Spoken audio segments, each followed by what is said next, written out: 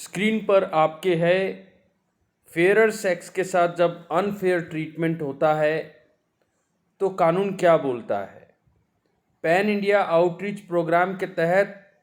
हमारे पीएलवीज, खासकर जो हमारे लेडी पीएलवीज हैं और जो हमारे पैनल लॉयर्स हैं, रिमांड काउंसिल हैं, खासकर जो लेडी लॉयर्स हैं, वो लोगों को ये बताएं कि अगर आंगनवाड़ी हो या आप आशा वर्कर, और वो भी हमारे एक्सटेंशन हैं, उनके साथ भी अगर कोई एम्प्लॉयर किसी भी तरीके का verbal, non verbal, sexual overtone से भरा हुआ या इवन आउटरेजियस कंडक्ट उसको डोमिनेट करने के लिए करता है, जिससे कि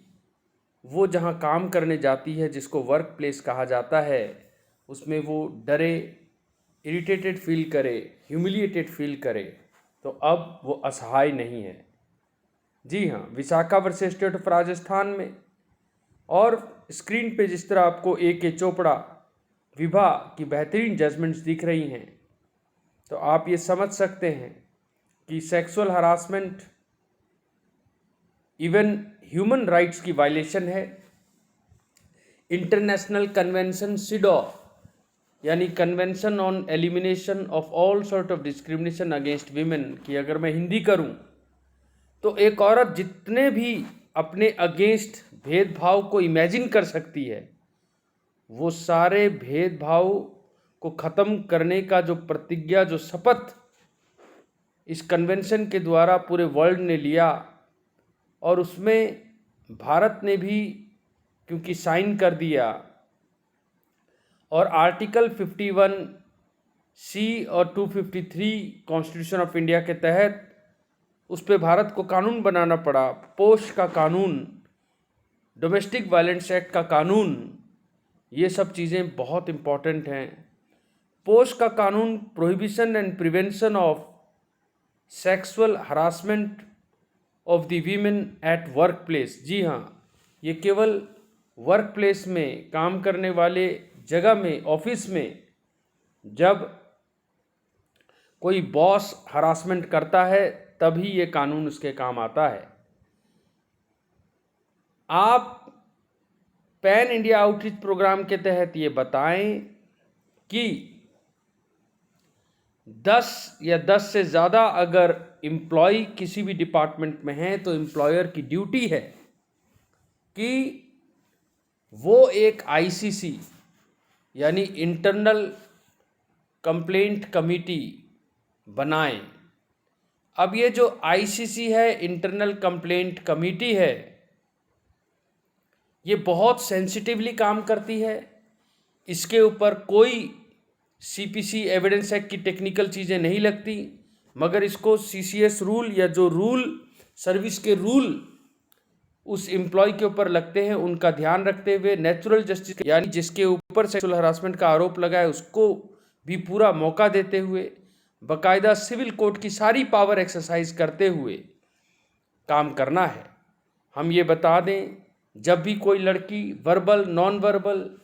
डायरेक्ट, इनडायरेक्ट वर्क प्लेस में कोई पोर्न उसको दिखाया जाता है, सेक्सुअल फेवर मांगा जाता है, उसको कोई भी गलत या गंदी या ऑब्सीन बात इनडायरेक्टली डायरेक्टली सुनाई जाती है, उसको इसलिए हरास किया जाता है या मोलेस्ट किया जाता है या even attempt to be molest किया जाता है, या आउटरेजियस कॉन्डक्ट है जिससे लड़की का वर्क प्लेस बिल्कुल हॉस्टाइल हो जाए, तो वो एक रिटन कंप्लेंट दे सकती है और इसकी मियाद भी रखी गई है। जी हाँ, विद इन टाइम लिमिट उसको ये कंप्लेंट देना है, जिसके बाद 10 से ज़्यादा अगर एम्प्लॉय हैं तो उधर एक आईसीसी इंटरनल कंप्लेंट कमेटी होगी। वो सबसे पहली कोशिश करेगी कि मामला सेटल हो जाए। जी हाँ, पहली कोशिश मामला सेटलमेंट की, लेकिन इसमें एक वार्निंग है, पैसे का लेन देन के द्वारा मामले को सेटल नहीं किया जाएगा। केवल लड़की की रिक्वेस्ट पर ही कोशिश की जाएगी मामला सेटल हो जाए, लेकिन अगर मामला सेटल नहीं होता तो कंप्लेंट को आगे बढ़ाते हुए, नेचुरल जस्टिस फॉलो करते हुए, सिविल कोर्ट की पावर एक्सरसाइज करते हुए, आईसीसी यानी इंटरनल कंप्लेंट कमेटी जो है वो क्रॉस एग्जामिन करेगी, वेरीफाई करेगी ट्रूथ है या नहीं है कंप्लेंट में, और अगर ट्रूथ पाया जाता है तो एम्प्लॉयर को रिकमेंड करेगी। जिस दिन ये सारा कार्रवाई ख़त्म होता है 10 दिन के अंदर उसको अपनी फाइंडिंग देनी पड़ती है आईसीसी को, और उसके बाद 60 दिन के अंदर अंदर अपनी फाइंडिंग में वो रिकमेंड करते हैं कि इसके खिलाफ कुछ एक्शन लिया जाए। लेकिन इतने लंबे पीरियड तक, जब तक ये केस चलेगा, इंक्वायरी चलेगी, लड़की के साथ डबल हरासमेंट ना हो,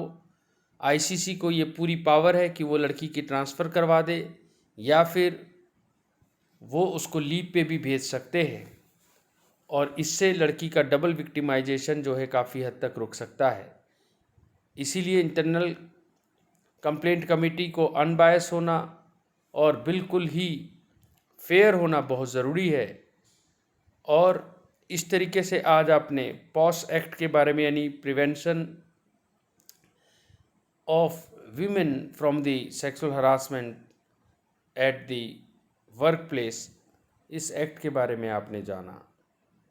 उम्मीद करता हूँ कि आप ज़्यादा से ज़्यादा